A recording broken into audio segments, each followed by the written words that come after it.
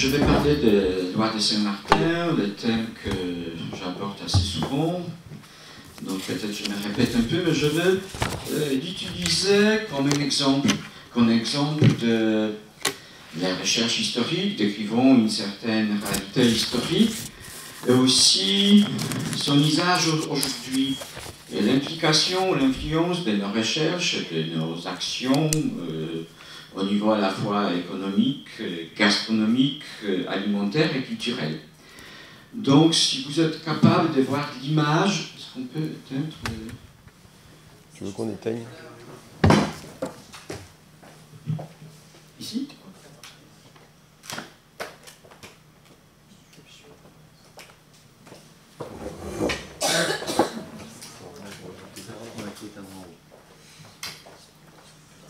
C'est bon? Un peu bien. Bon, merci. Ici, on voit l'image représentant Saint-Martin avec loi, quelque chose qu'on peut rencontrer encore dans quelques églises en Pologne. Et c'est l'exemple de notre région, de la Kujawik-Poméranie. Je profite de cette occasion non seulement de parler de l'histoire de Saint-Martin, mais aussi de vous rappeler que la Pologne, pays de l'Europe centrale, est l'Union européenne. Puis, nous venons de la région de Toruń, au nord de la Pologne, une région privilégiée comme la place de l'élevage des oies, et la région qui a commencé il y a 6 ou 7 années cette grande action de la promotion des lois qui était un gros succès à la fois économique et aussi politique. Une autre carte de la Pologne, carte des régions, de différentes régions où les chiffres représentent le nombre de produits traditionnels, de produits alimentaires traditionnels registrés au niveau national par les ministères de l'agriculture. Donc, ce qu'on voit, c'est que certaines régions de l'ouest et du nord-est de la Pologne ont enregistré les chiffres, le nombre assez limité de produits. Pourquoi? À cause de l'histoire. À cause de changements des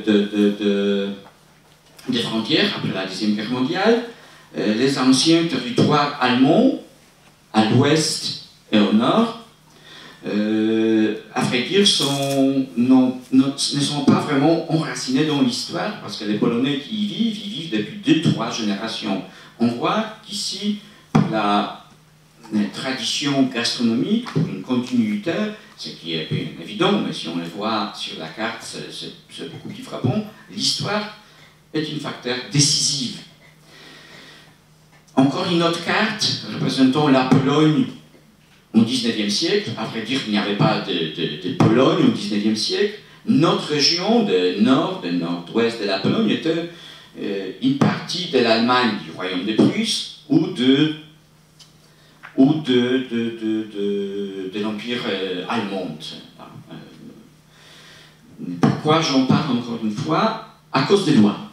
À cause des lois, est-ce que vous êtes capable de les voir ou non? Oui. Voilà, j'ai essayé, mais je ne sais pas comment le faire. Non, c'est bon. Ça, c'est pas ça. Bon.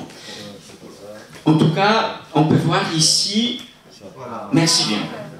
En tout cas, on peut voir ici une loi polonaise, mais dans l'emballage allemand. Ça veut dire encore 5-6 ans auparavant, presque toutes les lois polonaises vendues en Pologne étaient emballées, étaient labellisées en allemand. Parce que c'était les Allemands, presque exclusivement, seulement les Allemands, qui étaient les clients, qui étaient les acheteurs.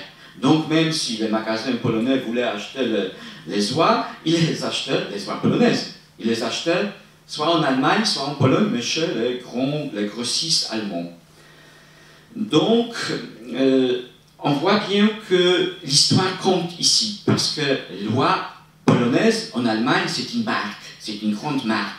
Autrement, ce qui est polonais, ce n'est pas forcément quelque chose de bon, extraordinaire en allemand pour les Allemands. Mais la loi polonaise, c'est peut-être un peu, bon, pas la même chose, mais c'est le même mécanisme comme le vin de Bordeaux pour les Anglais, ou peut-être américains, je ne sais rien. Donc, c'est quelque chose dans une certaine mesure allemand, parce qu'au XIXe siècle, notre région se chargeait de l'improvisation massive de toute l'Allemagne par toute une série de produits alimentaires. Il y a 7 ans, dans notre région, Kouyavi-Poméranie, au nord, on a commencé une grande action de la promotion des oies, voilà un exemple, qui, enraciné historiquement, a eu un grand succès. Maintenant, la mémoire de Saint-Martin, des lois de Saint-Martin en Pologne, fait penser à la fête populaire, à la fête d'automne avant de l'arrivée d'hiver, et au jour de l'indépendance de la Pologne. C'est très important, peut-être c'est un facteur décisif. C'est un peu par hasard, tous ces grands succès. Le 11 novembre, en Pologne, c'est une grande fête nationale. C'est la fête de l'indépendance de Pologne de 1918. Et comme ça, le culte du Saint-Martin, déjà oublié en Pologne, tout à fait, avant le XXe siècle, très connu, est de nouveau lié à la consommation de bois, qui, pour la plupart des Polonais, est un élément beaucoup plus connu de cette fête que l'évêque de Tours lui-même, ce qui est bien évidemment. Ce phénomène de la fête de Saint-Martin aujourd'hui, associé avec la fête nationale de l'indépendance, a à la fois une grande dimension politique. Ce rétablissement de la fête de l'indépendance et la politique du gouvernement local, et particulièrement de chef de la région, son succès vraiment personnel, individuel, quoique très critiqué au début. Puis c'est un grand succès économique. On a créé dans notre région une nouvelle race des lois. Et c'est un grand succès de l'Institut zootechnique de notre région qui s'est chargé pendant les années, les décennies, d'entretenir une sorte de banque de gènes des races anciennes avec laquelle, donc, dans une certaine mesure, en se basant sur l'histoire, on a créé cette nouvelle race qui a envahi l'Allemagne, et je crois qu'aussi en France, on mangeait beaucoup de lois polonaises sans le sachant même. Et puis, c'est aussi un grand succès gastronomique qui a contribué à la création d'une grande fête de gastronomie durant tous les mois de novembre. Presque tous les restaurants en Pologne servent l'oie de Saint-Martin. On les mange massivement, ce qui a contribué à la renaissance de gastronomie polonaise.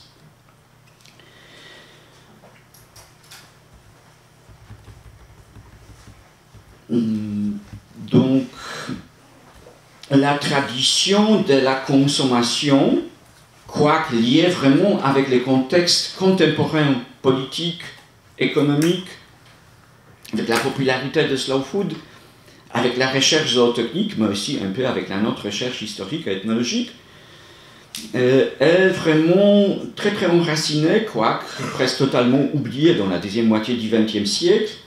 Je peux vous montrer quelques exemples de livres de cuisine de notre région du XIXe siècle, où sur la couverture, c'est le cas le plus souvent, dans la plupart des cas, on a une cuisinière ou une serveuse avec une grande loi. Donc c'est très associé avec la cuisine et tradition générale et culinaire comme tout un phénomène séparé. Dans les livres de cuisine de notre région, allemand et polonais, cette tension polonaise-allemande était très très présente au XIXe siècle. Ce qui unit les Allemands et les Polonais, c'est toujours l'oie et la façon de préparer l'oie. Si politiquement, religieusement, nationalement, ce sont au XIXe siècle, deux tribus totalement hostiles, au niveau gastronomique, au niveau des lois, c'est la culture régionale et commune. On était très frappés par ces faits en découvrant des anciens textes. Ici, on a l'exemple de l'enracinement de cette notion, loi de Saint-Martin. C'est un livre de 1630, publié en Pologne, intitulé Loi de la Saint-Martin, ou la première cantique pour un début du nouvel an. Ici, loi de Saint-Martin, c'est un symbole de de la festivité, du luxe alimentaire, de la richesse, du bonheur. En fait, c'est un récit politique. C'est une critique du conseil municipal de la ville de Lviv, qui ne pense que des lois de Saint-Martin, donc qui ne se comporte pas responsablement. Mais on voit que c'est un symbole très très vif, très très enraciné depuis des siècles. Voilà, c'est notre loi de Saint-Martin, cette nouvelle race, la loi blanche de notre région,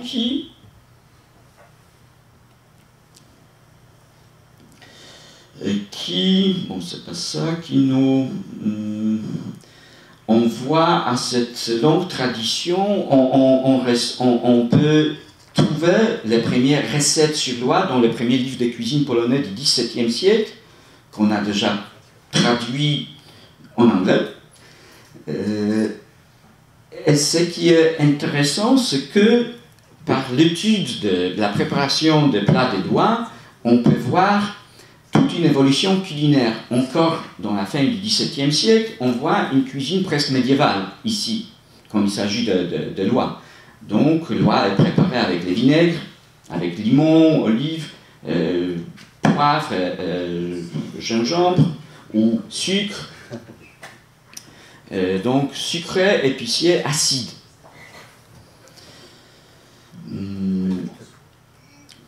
Puis, ce qui est très frappant, dans ces cas, il y a presque un seul plat qui existe jusqu'aujourd'hui, qui n'a du tout rien changé. Peut-être à cause des techniques, c'est une soupe à la base de sang d'idoine. Quelque chose pour certains affreux, pour les autres les meilleurs plats dans le monde, mais pour des raisons techniques, il fallait ajouter beaucoup de vinaigre au sang pour que ça ne coagule pas. Voilà, pour que ça ne coagule pas. Mais pour balancer le goût, il faut ajouter beaucoup de sweetenings, de quelque chose sucré, et puis on ajoute beaucoup des épices. C'est très très archaïque, mais c'est presque intouché jusqu'aujourd'hui. Un seul plat qui a survécu du XVIIe siècle, c'est la soupe du sang de l'oie. Au XVIIIe siècle, on voit, comme dans toute l'Europe, une grande invasion de la cuisine française avec cette conception, avec cette idée de goût naturel, simple, de rejet des épices exotiques, de goût contrasté. C'est un exemple. Livre de cuisine du XVIIIe siècle traduit en polonais, Cuisinière bourgeoise, un fameux livre de cuisine français du XVIIIe siècle, qu'on a aussi publié en Pologne, où on peut voir déjà, je cite une version française, mais c'était un livre très très populaire avec plusieurs éditions en Pologne, fin du XVIIIe, début du XIXe siècle. On voit que maintenant, l'oie n'est plus épicier, n'est plus sucré. On y voit les herbes. C'est très délicat, c'est un goût tout à fait nouveau qu'on peut associer avec cette culture française. Mais en même temps, l'oie était un peu par hasard, je crois. Mais cette loi, ici, ici c'est un chapon, mais prenez un chapon, une oie, c'est toujours comme ça, dans les vues de cuisine. Ces façons de la préparer des lois étaient perçues comme quelque chose anti-français. Ça veut dire, c'est l'époque de l'affrontement entre les Habsbourg et les Bourbons.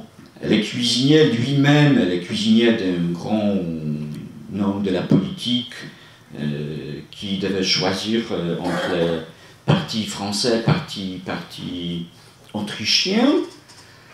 Et il y avait à l'époque une grande popularité de la mode de la culture française en Pologne. Il y avait même une grande cour française avec des reines françaises en Pologne. Donc il y avait l'affrontement non seulement dans le domaine de la politique, la langue littéraire, mais aussi dans le mode vestimentaire, peut-être le plus visible, mais aussi dans le domaine du goût. Dans ce livre du XVIIe siècle sur loi de Saint-Martin, il y a une très belle histoire répétée à dizaines de reprises en Pologne. L'histoire de loi des Capitole. Tout le monde les connaît, je crois. Mais dans la version polonaise, les lois sauvent la Rome quand les Français envahissent l'Italie. C'est un peu une erreur dans les textes polonais.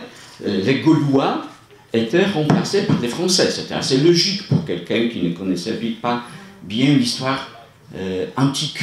Mais toujours, loi est l'ennemi de la France, au XVIIe, XVIIIe siècle encore.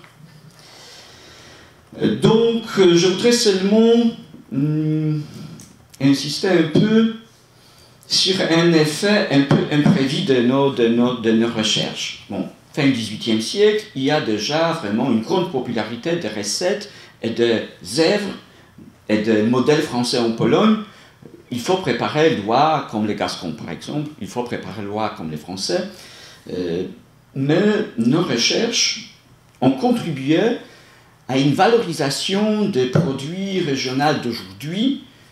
Dans notre région, on produit dizaines de produits très très différenciés des lois. Au début, j'avais quelques doutes si les producteurs ont vraiment besoin de l'histoire.